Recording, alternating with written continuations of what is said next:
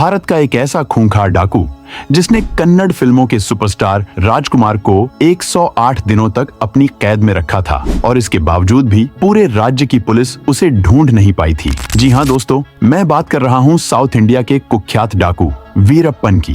वीरप्पन का बचपन जंगलों में ही बीता था और वो जंगल के हर कोने से अच्छी तरह वाकिफ था। उसने जुर्म की दुनिया में अपना पहला कदम महज 15 साल की उम्र में रखा था, जब उसने एक फॉरेस्ट ऑफिसर को सिर्फ इसलिए कुल्हाड़ी से मार डाला था क्योंकि उस ऑफिसर ने वीरप्पन को गाली दी थी। इस वारदात के बाद वीरप्पन गांव से फरार हो गया और उसने जंगल में काम कर रहे जंगली जानवरों के तस्करों के एक गिरोह को ज्वाइन कर लिया। लेकिन वो सिर्फ एक सदस्य बनकर नहीं रुका, बल्कि अपनी मेहनत, होशियारी और निडर स्वभाव के चलते जल्द ही वो इस पूरे गिरोह का सरदार बन गया और अब उसके निशाने पर थे हाथियों के दांत और चंदन की लकड़ी। उसने देखते ही देखते इन दोनों की तस्करी का एक बड़ा नेटवर्क खड़ा कर लिया और कुछ ही सालों में वह बेहद अमीर और ताकतवर बन गया। इतना ताकतवर कि अगर कोई उसके रास्ते में आता, फिर चाहे वो कोई आईपीएस अफसर हो या पॉलिटिशियन, वीरप्पन उसे बख्शता नहीं था। उसने अपने जीवन में 184 से ज्यादा लोगों को मौत के घाट उतारा था और 200 से ज्यादा भी हाथियों का शिकार किया था।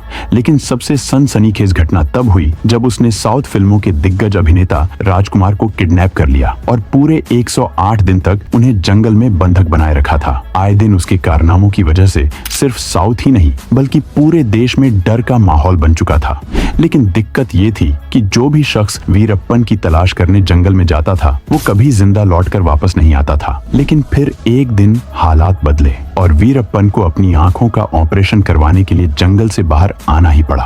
और जैसे ही खुफिया सूत्रों से पुलिस को खबर मिली कि वीरप्पन एक एम्बुलेंस के जरिए शहर की तरफ जा रहा है, तभी स्पेशल टास्क फोर्स ने तुरंत उसे घेरने का प्लान बना लिया और रास्ते में 30 कमांडो की टीम ने उसकी एम्बुलेंस को बीच रास्ते में घेरकर उस पर 300 से भी ज्यादा राउंड फायर कर दिए। और इस एनकाउंटर में वीरप्पन और उसके 3 साथी मारे गए और कहते हैं कि उसके मरने के बाद उसी के गांव के लोगों ने उसके छुपाए हुए सारी दौलत को बाहर निकाल लिया और पूरा गांव रातों रात अमीर हो गया।